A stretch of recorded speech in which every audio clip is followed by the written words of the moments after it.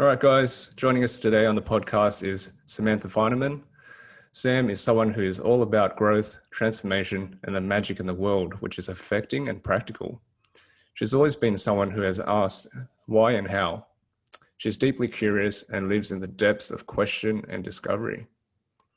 Sam experienced deep pain, trauma, and family dysfunction at a young age. This culminated into years of exposure to toxic and abusive situations, self-destructive habits, and hopeless half-living. She was introduced to yoga at the age of 15 and quickly felt the healing benefits of the practice, and not just from the physical aspects, but from the spiritual, philosophical perspective. Sam credits yoga for saving her life in that it taught her how to save her own. It was the great teacher who challenged her to confront herself, invest in herself, see herself honestly, and to break through her own limitations.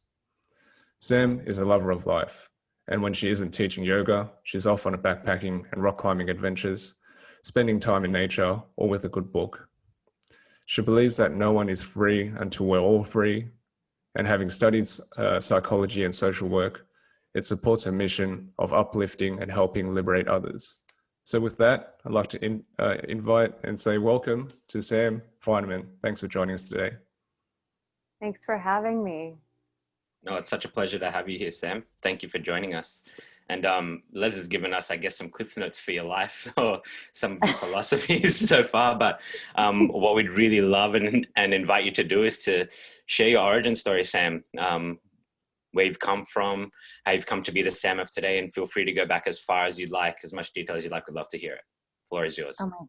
Oh my goodness, this feels like such a task, but a really beautiful one. It's funny listening to someone else read an abridged version of what you've already written about yourself. It's just so weird, and then you're like, oh, I guess that is me. Yeah, I am just a normal magical creature, like I guess the rest of us, right? I am who I am today because of all of the people who came before me, and yet I am who I am today because I've really been in places where I wasn't even sure that I wanted to be here. And I was pretty convinced for a good amount of time, long enough during some of the most formative years of my life, that I didn't want to be here, and that I wasn't meant to be here. And I couldn't see the signs that were all around at the time that were pointing in the direction that I am in fact meant to be here, because I'm still here. And candidly, I was a really, really happy child. And I think a lot of us go through something of a knowing of that. We know ourselves when we're young, and then we realize something having to do with what life and truth and what the full scope of reality means, however that happens for us incrementally. And I started to become depressed when I was probably like 11. I was like 11 years old. And I didn't remember this until I came home, moved back into my parents' house several years ago after I left a really long-term relationship that was not healthy. And I'm not putting all of that on one person. It was an unhealthy relationship, and two beings were participating in that. And I came home, and as I was moving back in, I was going through old things, and I found all of these notes that I had left myself in the form of journaling pages and literal notes that I had left in boxes and cabinets, in shirt pockets. And all of them were pointing in the direction that I was in, pointing toward the moment that I was having at that time, which was, I was bound to come here to realize all these things. And I saw this journal entry that was exactly when I started to realize I was depressed, and I was 11 years old. It was like, early 90s. And it was an inexplicable sadness that I now it's just taken me so long to unpack all of the years of my lifetime and to start to understand how it has, going back to I'm here because of the people before me, how everyone from my parents to the people who came before my parents um, really paved the way for me to be here and to break through the next level, I suppose. Yeah, it's a lot.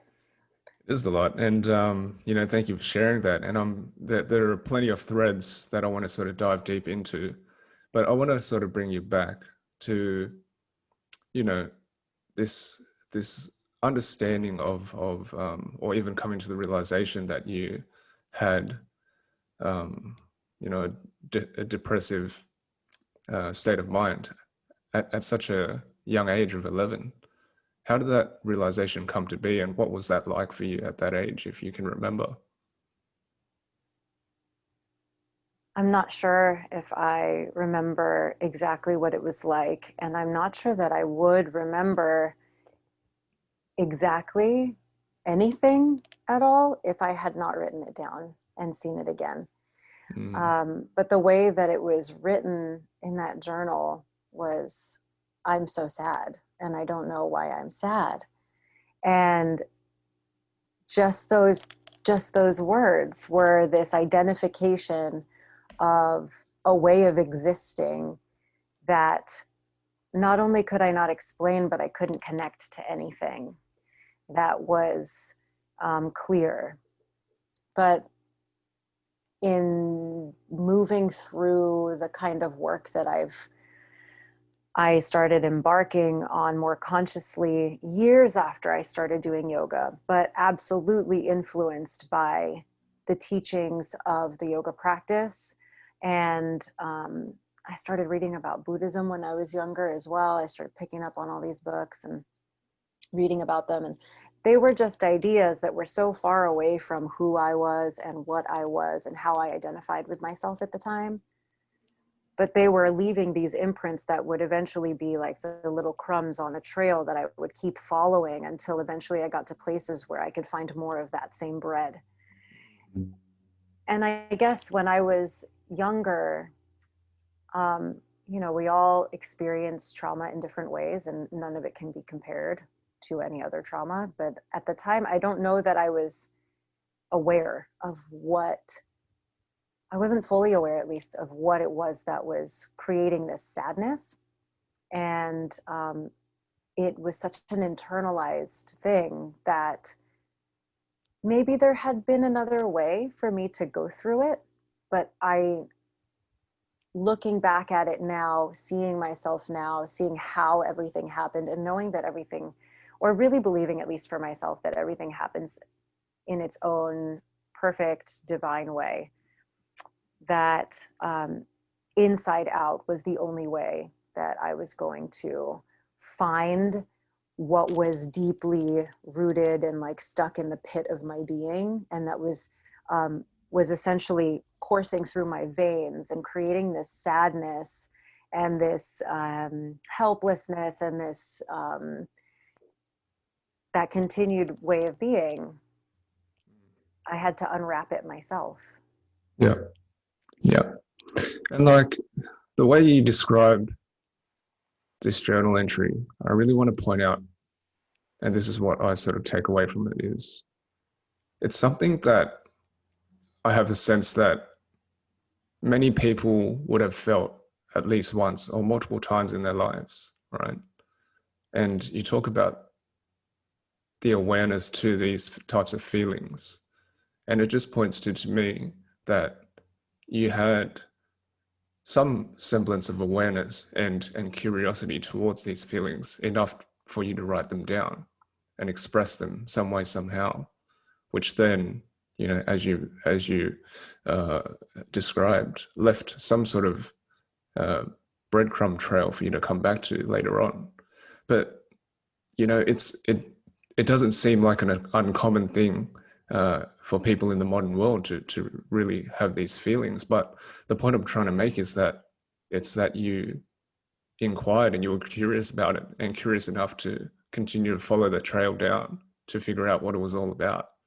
and it was about this, sense of, lack of connection, you said, and identity and things like this. And I said, and again, like, when you mentioned those words, like straight away, I myself have shared many stories of my own like upbringing and feeling those exact same things.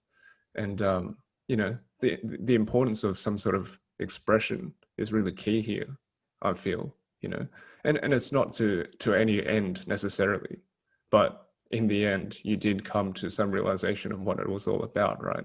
And it did leave some sort of marker for you to give you some sort of historical view of some origin of this feeling for yourself. So yeah, I just really wanted to highlight that point. Yeah, I don't know if it's true 100%, but I agree, and I believe that we all do this, and we don't necessarily know that we're doing it, and we maybe don't ever know that we're doing it, whether it's subconscious or conscious, right? That we're leaving ourselves hints and clues and dropping ourselves. It reminds me of Interstellar, actually. I always think of the movie Interstellar, where it's like, he goes off to space. Oh, spoiler alert. He goes off to space only to find that it's actually us that's leaving all of this information for ourselves in the future, but for the past and then the present. And I think that, it reminds us of the non-linear nature of time and of existence, and that we experience things in that way, and that everything is, broken up into pieces moment by moment. But then when you look back, the fact that you can go back in time, in your own personal timeline, but you can also do that in, on a larger scale, just in history, and see these bits and pieces of information that have even a higher purpose later on than they did in the origin or their creation. Like a note that I found in a jacket pocket in the closet, in a jacket that was probably meant to go to Goodwill, or just, to be donated or pawned off somewhere. And it was an index card that I used to use for studying. And I wrote on it something that ended up being such key, and I mean really pivotal information for me to read at that very moment, reminding me of exactly why I was back in this house, why I was opening this closet and taking things out of there that were both mine and my ex-partner's, and what brought me to reach into this pocket. And if I was just getting rid of all these clothes, something, and this is the magic that I'm always talking about, that I know that we all experience, we may not all be cognizant of it, but something, a force of nature, told me to put my hand in that pocket of a jacket that I hadn't seen in at least 5 years. Mm-hmm. Reached in, opened an index card that I had written 7 years before, that was already asking questions and already documenting information that was going to confirm where I am in the present moment, reading that again, and why, and continued motivation to move forward, to keep going. Yeah. I think we all have those things. For sure. Sorry to interrupt you, but yeah, I'm getting a bit like getting this feeling because I just moved house, and I've been going through all my things, and I actually found, it's weird that you said index card, because I was going to ask you something and then you said index card. I found an index card where I wrote something when I was going through a tough time, the front of my drawer. And it was like where I wanted to be while I was going through a tough time, because I pulled it out, and what it said on there was exactly where I am and where I'm going now, which was where I wanted to be. But I was in a really tough spot emotionally and mentally at that time when I wrote it. And I was wondering when I put it out, I'm like, why did I write this and put it here? So what you're explaining, like, I'm really curious about that now, because I guess I'm a sentimental person, when I reflect on it. I keep little things, like I've got movie stubs from when I went on a date with my partner, and even like the parking ticket from that day, stuff like that. And like, they're just such throwaway items, right? Like, but you keep them. And then, to be honest, I have some parking stubs and stuff that I can't remember what the date was, but I've kept it. Maybe like, why do this? And I just want to bring that up because I think, like you said, there's a reason we do these things. And just because we don't know why doesn't mean we shouldn't do them. And I'm just really curious about that now. It's very, very strange for me that you brought it up, and it was like almost a mirror experience. You reached into your pocket, I found it in the drawer. It's kind of like we were indexing for a future point in time. Yeah, totally. And have you had any other experiences like that which come to mind for you? I just want to, because I'm just trying to think. I'm like, maybe there's a lot more people doing this than we know about, and people save things. And they're like, why do I do this? Why do I, index these somewhat what you think are meaningless things at the time, or, your feelings that you wrote down, they're not meaningless at all at the time, but you didn't have to write them down and put them in the pocket. I didn't have to write down what I wrote down, and I just like put it in the drawer and I forgot about it. And I pulled it out after years and years and years. So I'm just curious, like, is this something you've carried on to do? Is it something that you feel called to do, that you're more conscious of? And now that you've seen what it's done for you, that you, I guess, honor and continue to do? Yeah, I have had other experiences like that. And part of maybe the reason why something like that happens over and over again in my life is because I keep doing it. Right. So I Okay. keep documenting and I keep saving, and the notes app in my phone is like an insight and reminder and journal. It's so many things, and I write these things, and sometimes I go back, and I think it's part of human nature to want to document and to have a way of returning back to some evidence or proof of existence, and to have a way to remember as life changes and we experience the ebbs and the flows and transformation in general, to help us make sense of our lives, to help us make sense of our experiences.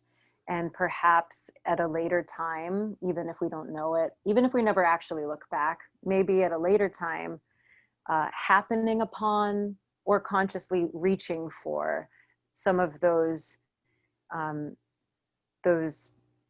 leftovers or the reminders from the past provide us with a new perspective of our path, of our journey. And I don't know, I'm somewhere in a floating kind of space with all of that now, where I definitely still do document, and I don't journal the way that I used to. And I actually have taken many pauses in my journaling, and I don't journal every day. I've gone back and forth between like very rigid versions of journaling, stream of consciousness journaling, writing down Post-its. Oh my gosh, I use Post-its a lot more than I want to these days. It's a lot of waste, but writing, and the notes app helps with that. But writing down these little key things that you're like, oh, I might want to know that, or trying to figure something out, right? You're just trying to figure something out. You're trying to come up with the beta for a challenge or a situation that you're in the midst of or confronted with. But I don't know, maybe it's more of a sentimental thing, like you said, to save these more material things, like the movie. I'm a movie ticket and concert ticket hoarder. I was, until I moved out again. So Yeah. I went through everything and I was like, okay, these are great, and there were good times there, but something about, getting to a place within myself where I am just comfortable remembering what I remember, and and also letting go of the things that just are destined to fade. But the things that we write down, the little, I have called them love notes or affirmations, those are things that are maybe ways to connect to a different state of consciousness that we have not fully embodied yet, that we don't have a full grasp on yet, that maybe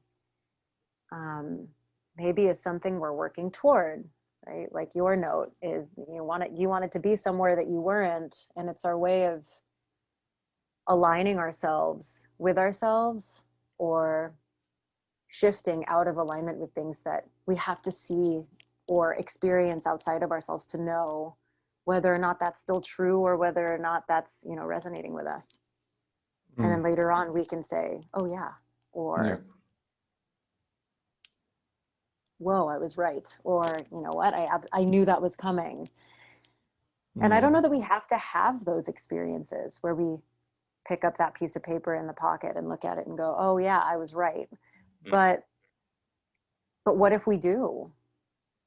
Yeah. What if we do need those? And I know personally for me, when I pulled out that particular index card, that felt like a huge aha moment. Reading through the journals that I had written in the past, and I obviously have what you had mentioned before, right? This open curiosity to dig deeper within myself. I've had that since I was a child. I'm a self-proclaimed wanderer. My parents called me the lost child. I was constantly leaving them.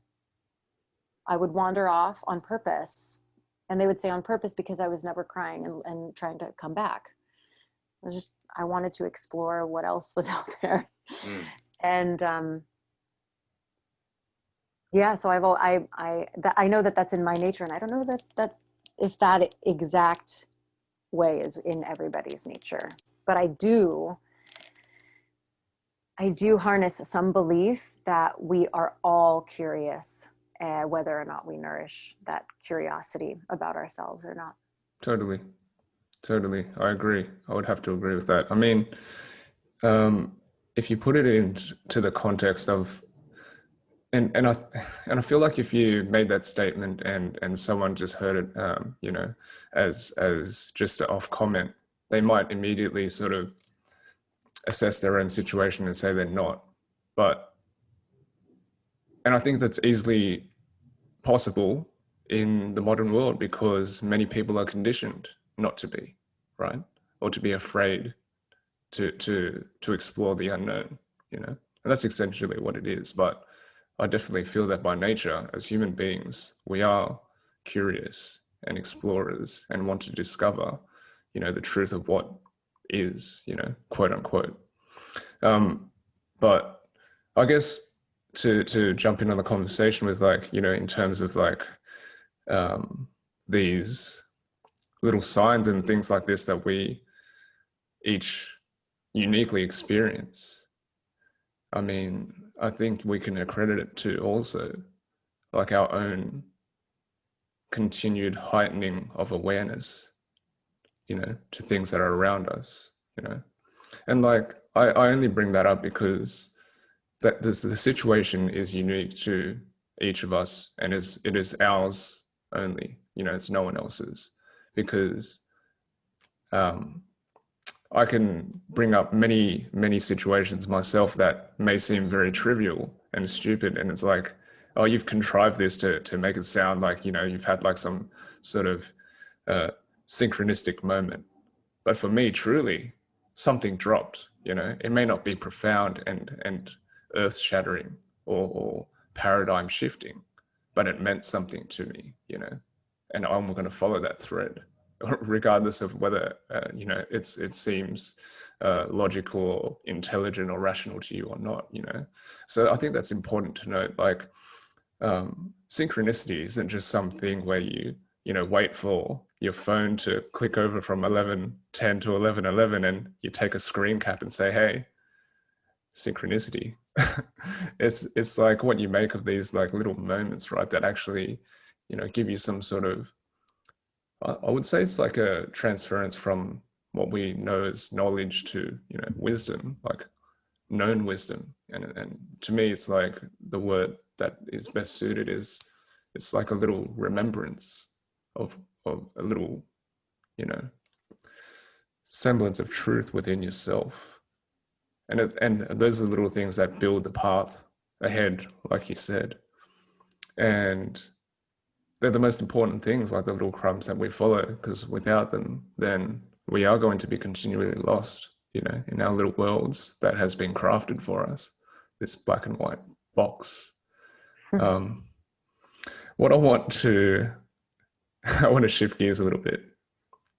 So I want to take you back to what you said about your past relationship, which was a toxic one, right? And I want to also point out the fact that the way that you describe it was very respectful and honoring of the relationship, which to me tells me a little bit of something. That's why I want to delve a little bit deeper with it. Because on this podcast, we always talk about, the relationships that we have. And I always say that, our closest relationships are, our greatest teachers in life. We learn so much from them because it's a very honest mirror that is consistently held up for us. So I want to bring you back to that relationship. And if you can, tell us a little bit about, how it panned out the way it did, and what did you learn from that experience, and how has that, I guess, made you the person you are today? Great question.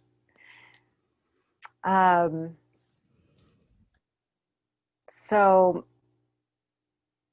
in conjunction with this answer, I think it's really interesting that you were talking about the signs and everything before you asked that question.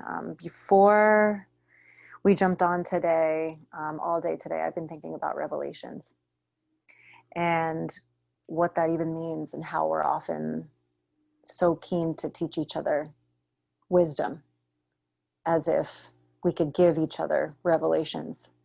And I just wanted to touch really quickly on the fact that I couldn't stop hearing in my head today how revelations are only revelations to the person who's having the revelation. That's what makes it a revelation.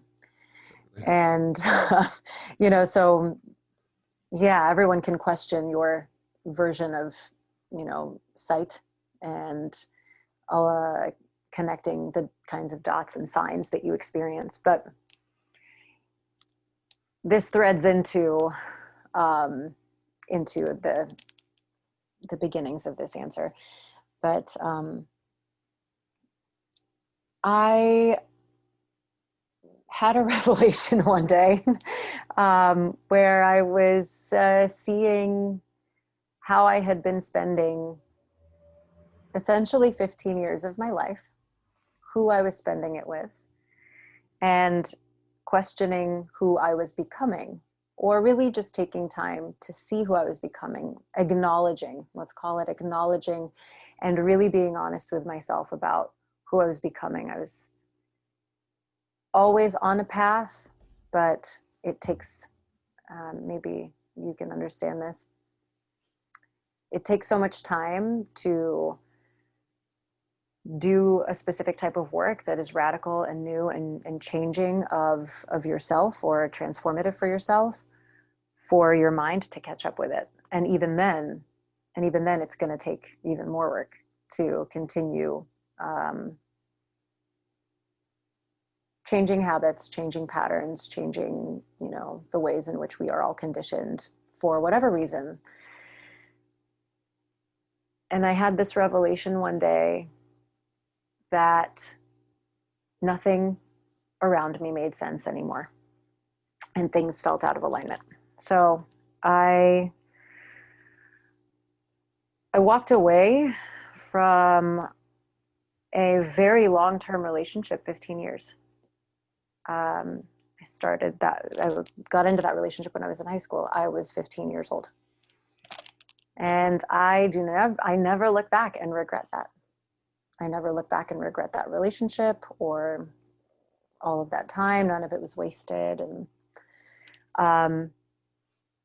but in terms of how the dynamics of that relationship existed, we're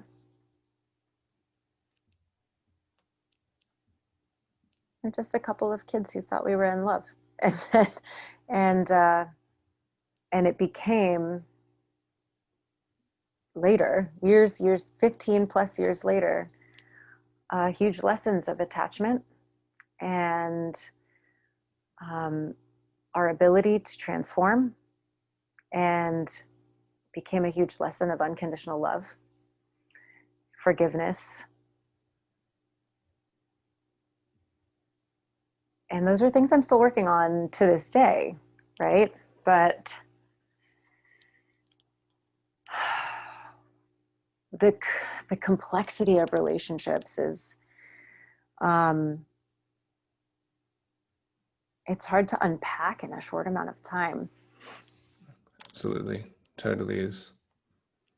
Yeah. It was also something that taught me that there is no such thing as good or bad, or right or wrong. And those were things that I was learning on my own time outside of that relationship.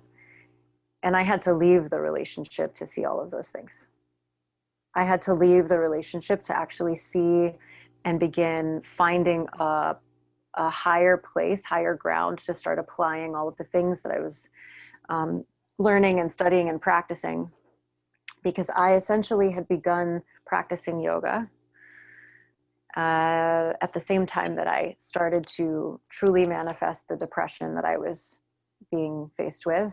And at the same time that I entered this relationship with someone who speaking of leaving yourself notes and little crumbs and trails, I knew from the moment that this all started that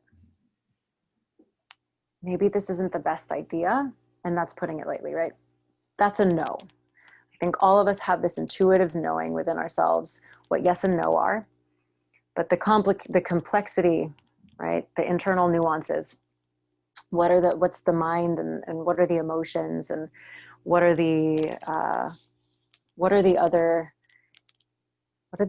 things going on inside of us that are complicating yes and no. Well, and when you're 15 and you're just entering the most of, you're entering what was for me some of the most challenging years of the depression that I was hitting. It was like the entryway into some of my most challenging years, the beginnings of me not wanting to be here and pretty much attaching myself to things that were only going to continue perpetuating some version of those narratives. And not to say, it's not black and white, not to say that I wasn't connected to things that were uplifting and life affirming and positive and good, and that all of the things that I was connecting myself to at the time were bad or wrong, or also not carrying good and positive qualities.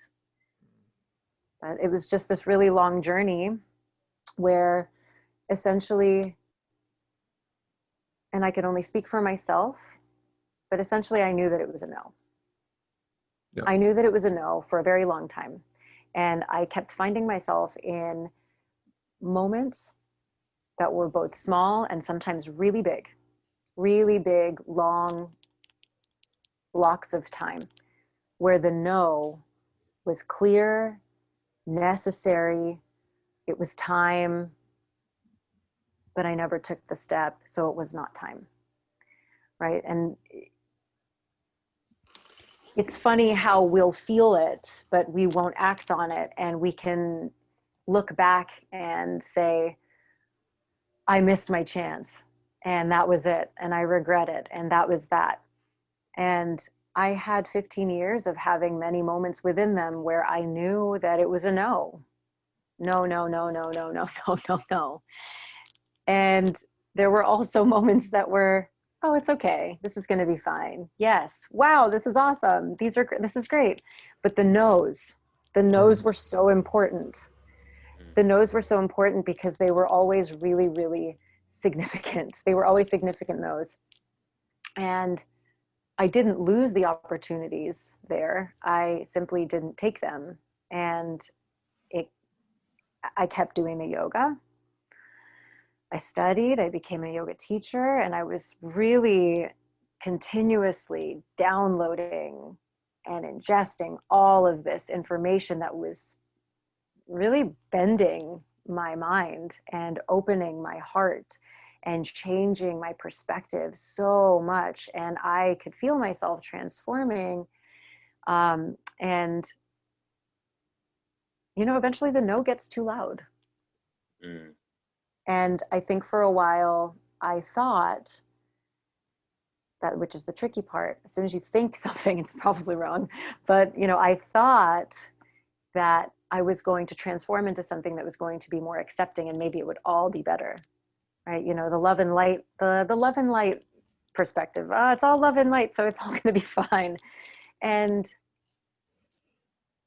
it ended up being what it was always destined to be, the full truth, nothing but the truth. And there's not much that you can do when you're faced with the truth and you're ready to accept it.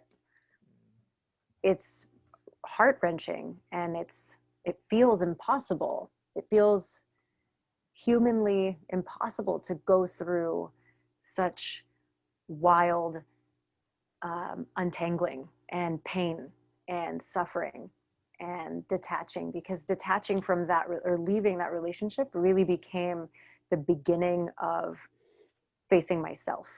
And it was not about facing my partner or, and it was like layers and layers of grieving and then making it all make sense. Yeah. I'm so glad I asked that question because I'm going to clip the shit out of that answer, because there was so much gold in there. But like, yeah, so much gold. Like, I don't know which thread to really follow first. I got one I want to follow.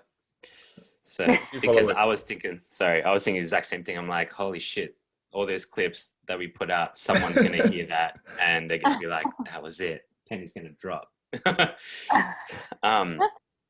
The one thing I do want to ask you about is, well, there's two things. Start with the first, obviously, is you mentioned the higher ground and giving yourself that higher ground to be able to, giving you the ability to observe and to put into practice the things you were learning. I think that's so important, and something that, you can only really appreciate when you've been in that position, because we all spend so long in things. And when we're in things, it's very hard to observe ourselves in those moments, right? Like, you're in it or you're out of it observing. And it sounds to me like, you were, as you said, you were downloading all that information, taking it all in, and it was bending things for you. But it sounds to me like you took yourself out and found that higher ground to be able to observe your part in things, how you were feeling, where you were going, and then were able to adjust course based on that observation. And it's so important, right? That's where the gold of reflection is found, when we observe, right? So I just really wanted to come back to that and highlight that for people, because when you said that, I was like, shit, that's it. Like the actual, that metaphor, or that, I guess, that our visual of higher ground, like standing up and looking down at ourselves and what we're doing in the situation, everything. It reminds me of, I think we're all in like different battles in the war of our lives in a beautiful way. And I just had this visual in my mind of a general standing on top of a big, big cliff, just looking down at the battleground. And only he can see how the things are playing out, where things are coming from, where things are going, how this is going to play out. If you're, a soldier on the front line and you've got a guy running at you with a sword, it's going to be really hard for you to observe what to do next. You're in that moment. You can't make a strategic decision about what's going to happen and how things are going to unfold from there. You're in the now, you're in the moment, and you have to be in that moment and act, with urgency, with fervor. You're trying to save yourself. You're trying to push forward in the moment, but then there's the moments after that, which are super important. And the general sitting up on top of the cliff face can kind of be like, all right, this is where we're going to go after that. It's kind of like, when I'm not super into sports, but I was watching a football game. There's this really famous series here called The State of Origin. And it's where like two states are pitted against each other. And it's, everybody, no matter if you're into football or not, gets interested in it. Even I get interested in it. And I was watching it, just like my dad was watching it, and I was there and I was having a look, and you can see things, right? Like you can see where the players are positioned, and you're like, man, if he just gets it over to there, we find, I know nothing about the game, but the fact is those players are in the game and they can't see that. They can't see that. People outside that have higher ground can see that. And it's important for us to put ourselves on that higher ground when we can, so we can actually observe, I think. Yeah, I was thinking about sports too, right? Sorry, you go. Oh, that's okay. No, resonating with the sports analogy. Everyone's a really great spectator. Everyone's got better advice when they're in the backseat of the car, right? Yeah, totally. Everyone knows how to do another person's job when they're watching them do it a way that you wouldn't do it. Or when they can see what you just can't see when you're standing up close. It's like the analogy of, being in a forest, but you don't know you're in a forest because you're standing right in front of one tree. All you see is the one tree. You can't see the whole forest. Then you got to walk away. You got to back up. It's practice of taking space. And, there's very literal and very figurative context to this idea. And in just that one experience that we're talking about in my life, these things happen all the time. They don't just happen in those big gigantic moments that we have where everything is really amazing and we've gotten ourselves to this really incredible place that we've always wanted to be. And now you can like see things from a different vantage point, or in reverse, or alternately, looking at something that crashed and burned, and then you walk away from the car crash, you can see what happened, and you have a better idea of how to navigate and move through life after that with a new perspective. But I think we have those all the time, and just in that one particular experience, it was like knowing that, and that's the craziest part. It's like, always knowing there's always like this part of ourselves that knows. There's like a psychic part of ourselves. And I don't say psychic necessarily only in the way that I know exactly what's going to happen in the future. But our bodies sense a direction in which will support us more highly. Our bodies know the yes and the no. Our intuition is literally trying to tell us the yes and the no, but it is usually pretty loud and noisy inside. And when you said the battlefield, I was thinking about that too. Like, when you're in there, there's always there's a conflict. There's a conflict of interest. There's a conflict of decision-making. What direction do I choose? And it always feels like one will be right, one will be wrong. Or if one place feels really good, then bad might exist on the other side, or vice versa. And I just don't know that I believe that. And I think having gone through a lot of really challenging, very, very painful things that, of course, are personal to me and what that means to me. But it was life or death for me for many years. It was literally life or death for me for enough years to know that it still takes time for me to get even the thought of that out of my head. I have a different vantage point. I have a place where I can use tools that support me in knowing that that's a temporary thought and it's part of old conditioning, and the emotional attachment to those thoughts don't exist in the way that they did before. You know, they're not black holes anymore. Yep. But to know that for so long, they weren't just black holes that maybe, you know, were gravitational. I was really trying to go inside. I was really trying to go in there. It was an active, I moved my body into those directions for years. And that, looking at those things from a higher vantage point, right? We're all faced with our own conflicts and the war within ourselves, the war that life can feel like it is sometimes. And I think once we start to give ourselves that space to become curious about how else there might be a way to live, or how and who we are and what different might feel like. I don't know. I think that's where we start to, you know, find the light to our own tunnel, and it becomes less of a knee-jerk reaction to the things that are going on in life.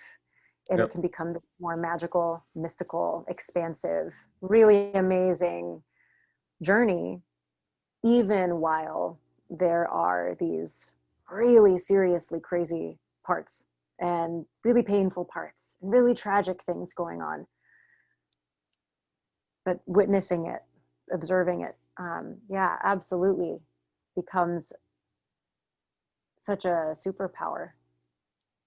Absolutely, totally.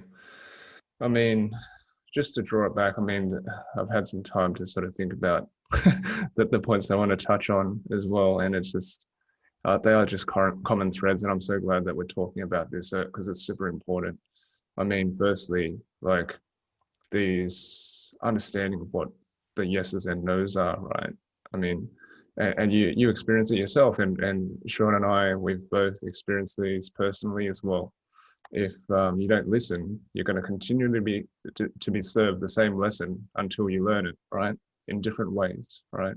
And this is a process of learning how to identify when we're being served these lessons, and to simply follow the thread and not be afraid to.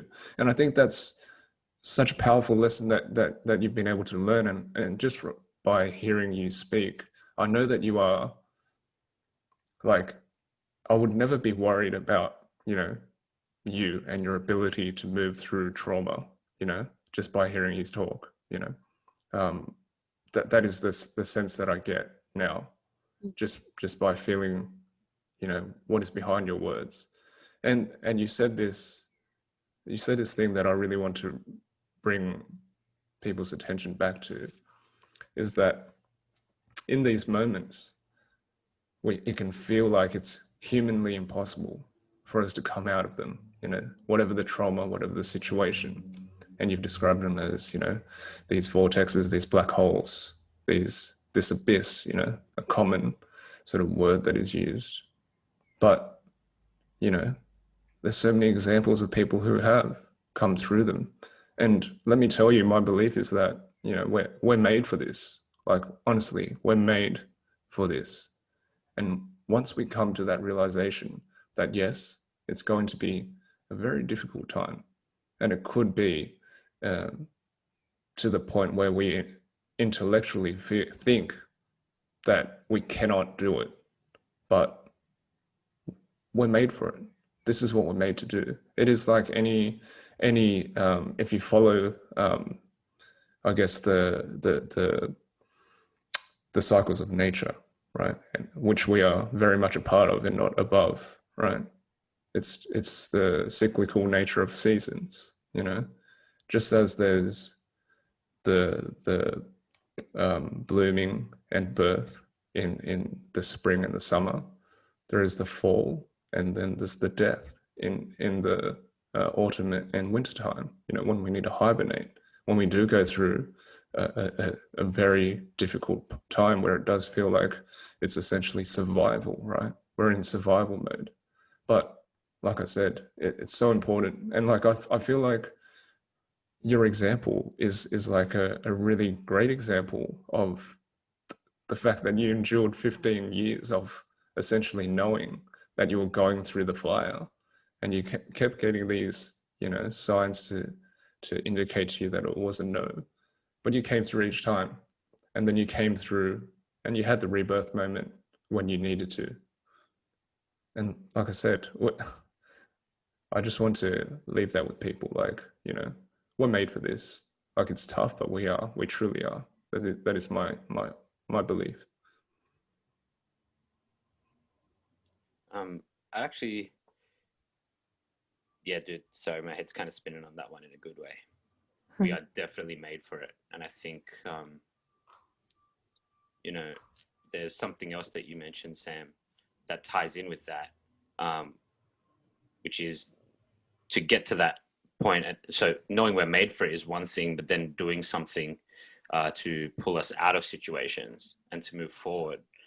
You mentioned how there's the yeses and the nos, and Les talked about that as well, right? That came up for him, and you said there was these no's, and they were very significant no's. And I've always had this kind of image in my mind. It's like, sometimes when you have friends that ask you about situations that they're in, whether it be something they're doing, somewhere they work, to do with their relationship, if they're in a relationship and then they can't really see where they're at and they're asking you for advice, and they're telling you, oh, there's these good things, but then there's also these bad things, and there's these things that I like, and there's these things that, just don't feel right to me. And for me, like, for as long as I can remember, since I've been having those conversations, and it just came to me, it's like a scale, right? Like, there's the good stuff on one side, and then there's the bad stuff on the other side. And once the bad stuff starts to outweigh the good stuff, I feel like you really need to work out where you're going to go from that, and I think that's important to know, because you have to be identifying the yeses and the nos, and be attuned to that. And then on with what Les said is like, knowing you're built for that when it is, the no's are getting too heavy, like, we're built for that shit, to work it out. We are, I believe that, right? Like, but you need to do that. You need to get to that higher ground you were talking about.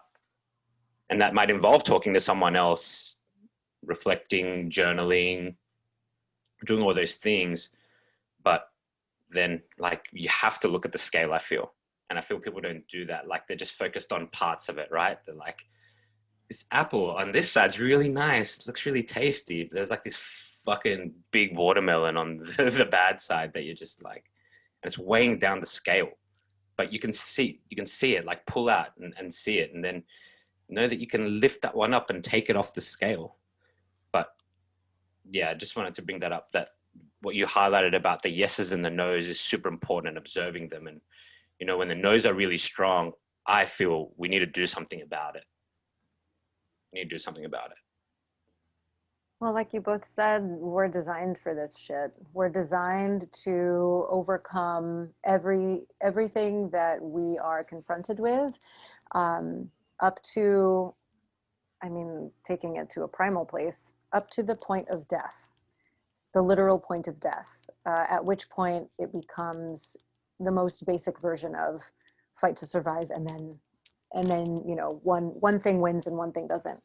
But everything else that we have in this world as collected experiences, I also do believe that we are designed to elevate.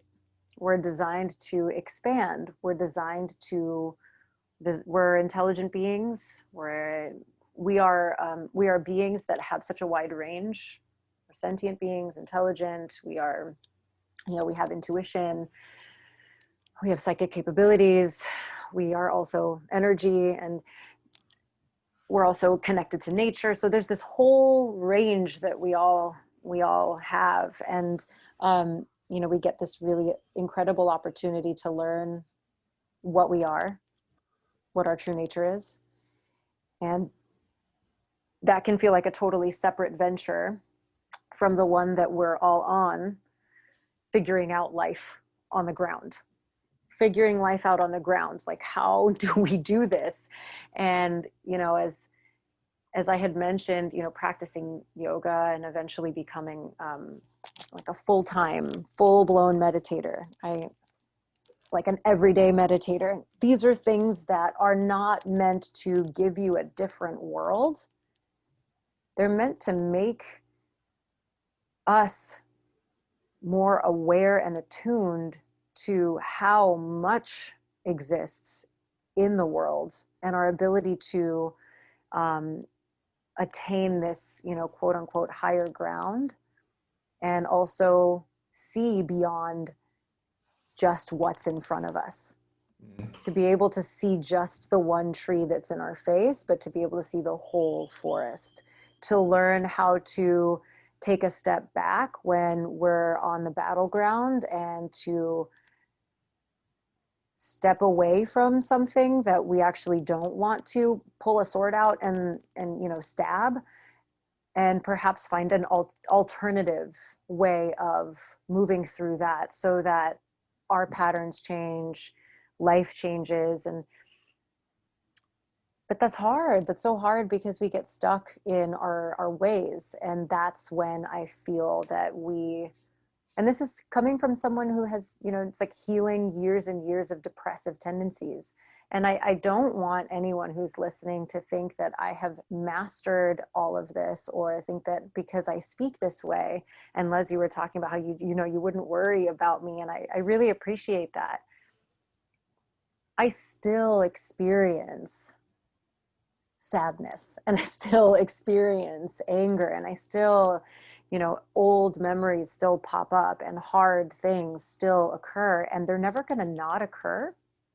They're always going to be happening, because they are part of the color of life. They're part of the richness of life.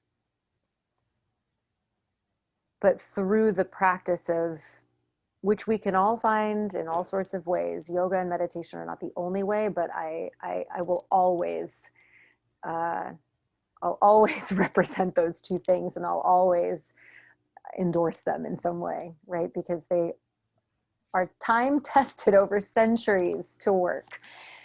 But we can find all of these ways, lessons, signs, whatever nuggets from different experiences that we have, that help us make sense of our own life and help us attain a little bit higher of a ground than we had before, so that we can, you know, maybe not have such a forever gravitational pull toward our own versions of black holes and vortexes that have maybe existed since before we were born, and to become what we idealize, or to become our own version of the things that we admire and see and wish and dream of.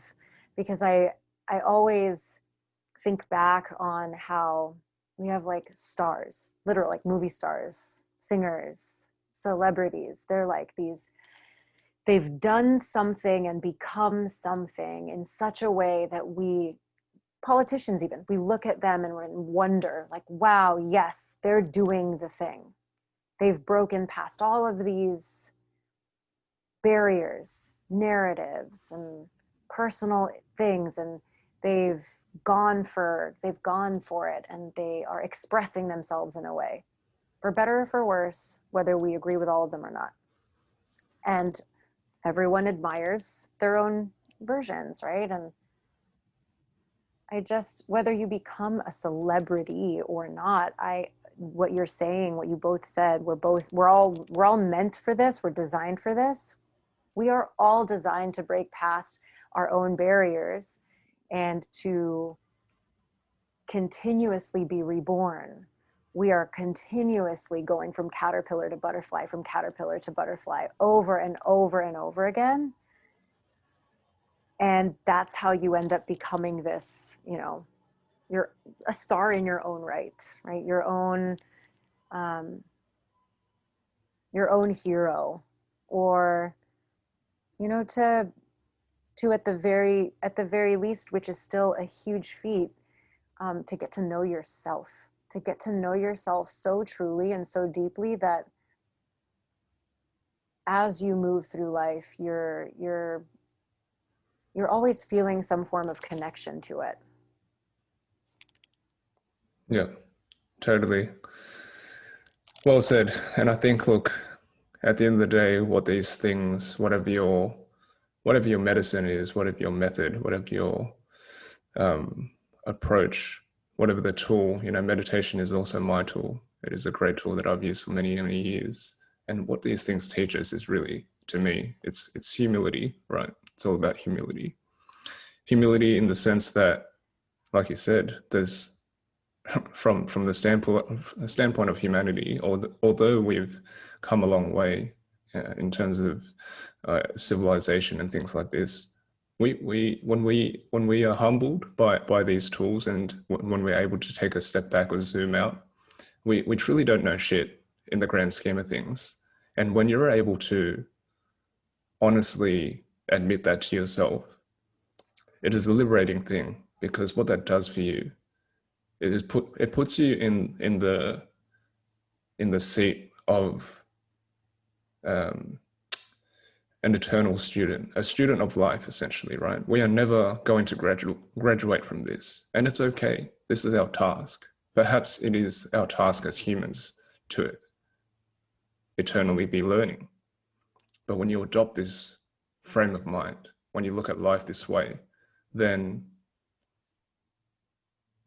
you attain true peace and contentment and fulfillment with things. You're not looking for things anywhere but within, and you realize that you have everything within yourself. When you bring up celebrities and movie stars and things like this, I'm always drawn to the quote that Jim Carrey usually says when he says he wishes everyone in the world great fame and fortune, just so they can realize it's not what it's all about, And it's that's someone who has, quote unquote, made it in the eyes of everyone around the world, right? He was like one of the top paid actors in the late 90s and the early noughties. He made hundreds of millions of dollars through, his acting career. And he had what people would label as some sort of mental breakdown and a coming to moment. But, that was his big no, I suppose, right? That was his big no moment. But yeah, powerful conversation. I mean, we could go on for hours and hours and hours, but I think it feels quite right that we wrap it up for this particular iteration. I'm sure we'll have you back on. It will be an absolute pleasure to do so. But thank you so much for coming on, Sam. It was an absolute pleasure. I really enjoyed it. And I'd love to, give you the floor to, share with the audience where they can find you and anything like this. Thank you. It was also a pleasure on my part to be here and to be able to unpack things that I don't know that I've ever had space to unpack in this way. I teach yoga, I teach meditation, I'm a Reiki practitioner. I'm what I consider a pretty average person with just a really deep connection to spirit. And if anyone is interested in connecting with me, I would love that. I love making new friends. My Instagram handle is @sunandmoon_asana. Sun and Moon Asana, SUN, and spelled as it is, moon spelled as it is, _ASANA. And we can connect on social media and talk. My direct messages are one of my favorite places, because I think I've created a portal somehow for people to really want to talk about things like this constantly. So yeah, I'm an open book. And honestly, I just love making connections. I think they're one of the most powerful things that we have here on earth with each other. Absolutely. Absolutely. And we'll add those links to the show notes so people can find you. Shaun, where can people find you, mate? Yep. Easiest place to find me is just on Instagram, Shaun_Coop. So it's SHAUN_COOP. You can shoot me a message there. I'm also a big fan of the DMs, so we can connect there. And how about you, Les? Where can they find you? Yeah, you can connect with me on my website, findingspace.co. Send me a message through there or an email. Any inquiries, just whatever, just send it through there. Also, my social handles, both on Facebook and Instagram, are at findingspace.co. Anything is fine. I'm not opposed to the DM either. So whatever suits you, I'm happy to chat through any of those channels. You can also reach Shaun and I about the podcast through our email address, the hustle and flow podcast @gmail.com. If you've got any questions about this episode, or you want to reach out to Sam, or you want to come on as a guest, anything at all, just send us an email through there. And I just want to take another moment, Sam, to just acknowledge you and to thank you for being on today. You mentioned, you think you're an average person. I think you're much more than that. And I really implore people to take the time and, hit you up at sunandmoon_asana and, connect with you there. I'll be sending you a message after this. And, if you're listening today and you took a little nugget from this, I think you're going to have taken a whole bag of nuggets on this one, to be honest. We ask that you just share it with one other person, a family member, a friend, a colleague. Next time you think about something that was in this conversation that comes up for you that might help someone, just shoot it to them. It's how we grow the podcast, because we really truly believe that, these conversations and the things that our guests share within them have the ability to make the penny drop for people. And, when we think better and we feel better, we can do better, and then we can live better. So until next time, guys, thanks. See you guys.